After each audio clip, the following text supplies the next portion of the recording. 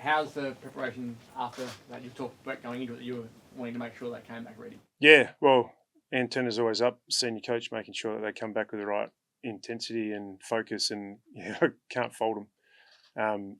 Came into the club Friday, good spirits, well rested, and got to work Saturday, and Monday was an energy filled session as well. So can't fault them so far. So happy.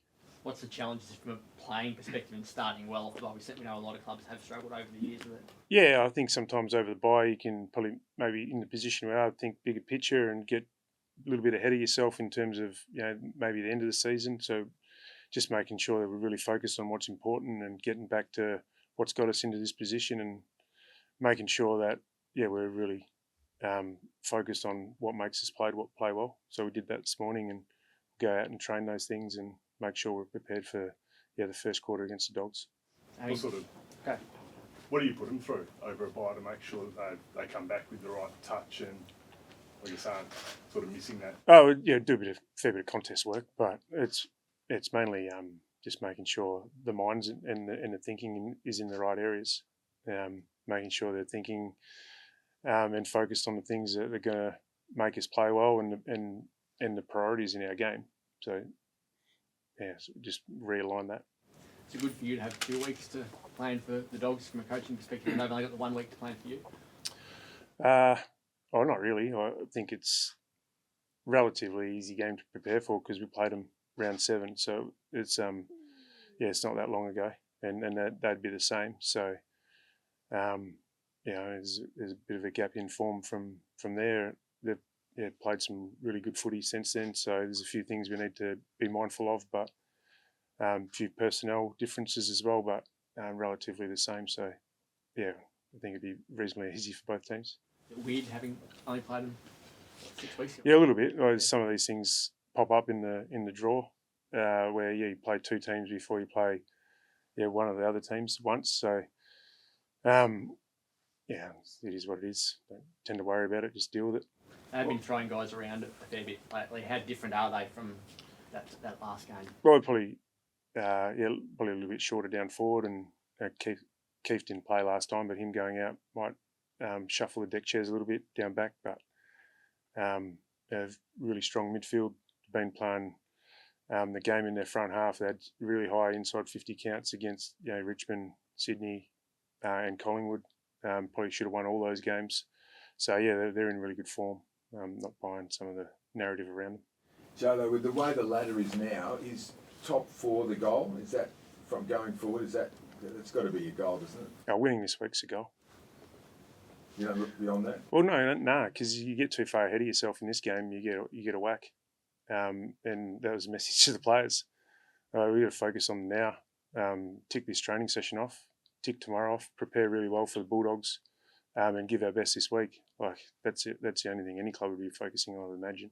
Are you prepared to say that's possible, though, now? Where you sit now, it's possible? Well, I've said it all along. We've set ourselves up well. 3 games prior to the bye, we played a lot of good footy.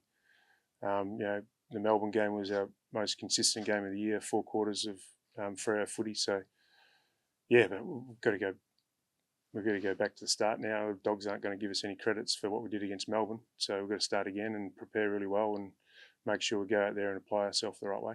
Can you tell us what came out of the mid-season review at all? Was it more about scoring and forward line, the way that operates? Clearly we're doing a lot right, so focus on a fair bit of that. I think we can get a bit more bang for buck out of our stoppages and a bit of dominance around our stoppages, but probably not scoring in certain aspects and getting enough field position from that. So a couple of little tweaks we can make there. There's not going to be wholesale changes. A bit of consistency in our forward line would be nice. I think we've had 14 or 15 players start in the forward line over the course of the first half of the year, which is a lot of numbers. So, a bit of consistency with personnel down there will, help our function down there and help us hit the scoreboard more.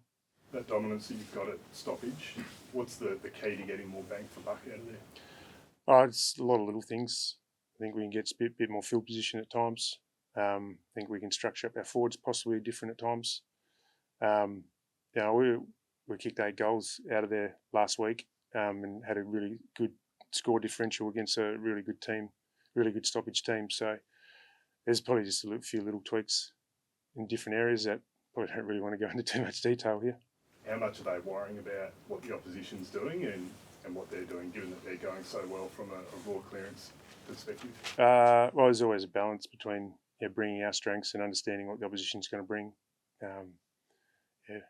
We understand that we had a pretty good result against the Dogs last time at stoppage, so we expect them to bring maybe something different attitude to the stoppages. So we're prepared for them, but also understand what works for us and where we need to go. A lot of teams are tagging now. I notice they have a specialist tagger. Is that something you're thinking about, and would that be something for Bont as well? We've done it spasmodically throughout the year with the right matchups. Youngie's our man for that. Feel like he can nullify the opposition or quell the opposition's influence at times, and then win a bit of the ball himself. So he's got a good balance in his game. Whether that's against Bont this week or we just go head to head, we haven't really worked out. How's the health of the group? Matt Johnson obviously missed the Melbourne game. Has he benefited from the week off? Yeah, it looks like he has. He's got to get through some work at training today to put his hand up, but looks like he's bounced off having a couple of weeks off really well. And overall health of the group is pretty good. Obviously waiting on Coxie to get back. He should be, if it's not this week, it's next week, so he's not far away as well.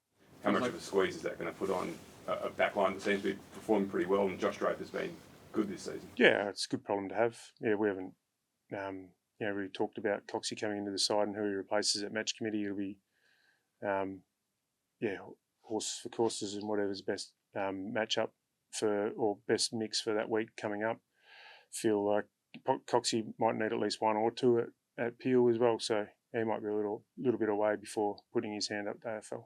Must be nice to have that selection squeeze with everyone knowing that if they're in, they've got to work hard to stay in. Yeah, it is. I mean, we had a fair few injuries at the start of the year, but the medical team's done a great job to get the list to where it's at. So, hope it continues. And a lot of water can go under the bridge before now and when Coxie puts his hand up for AFL. So, yeah, it's a good problem to have.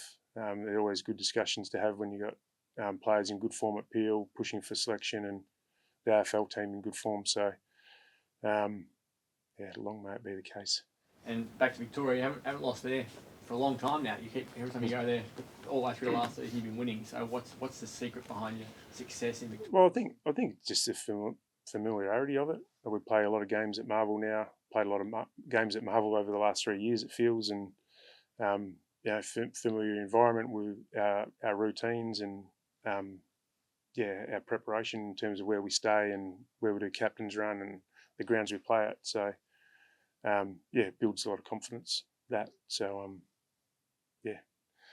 It's good. It's good to be in this position. Caleb spoke about Nat Fyfe and Michael Walters and the importance of those guys bouncing back to form against Melbourne. How did you address those two guys after the game and the value of them in the team? Well, it was just from my part, it was just good to see them get some reward for effort because looking at their games and they're slightly different. Like Sonny was putting in a lot of work for very little reward in his own game, and I said here before the Melbourne game that we need a little bit more reward for effort for all that hard work he's been putting in. So it was good to see him get some reward, not just the goals he kicked, but the goals he was able to set up, the tackles he was able to lay. He just seemed to have a bit more impact on the game, but his work rate was pretty similar. So it would be a good confidence boost for him because he's super important to us, the skill and poise and composure he brings in the front half. And to be honest, I didn't think Fyfe was that far out of form. A little bit of his execution was probably taking the shine off his game, but his contest was in good order. I think some of the things he's been working on in transition are in really good order and really consistent. So it was good to see him use the ball and finish his work inside 50 and lifted up his perception of his game externally. With Cox, is there a chance he comes back as a forward if you think the back line's going all right? There's a chance. Probably minimal chance in his eyes. We feel like, with Sean in the side, Jacko, JT and Jai is probably our best mix. But if something was to happen there, we'd look at it. But likelihood is he'll play back and we'll shuffle the team around down there.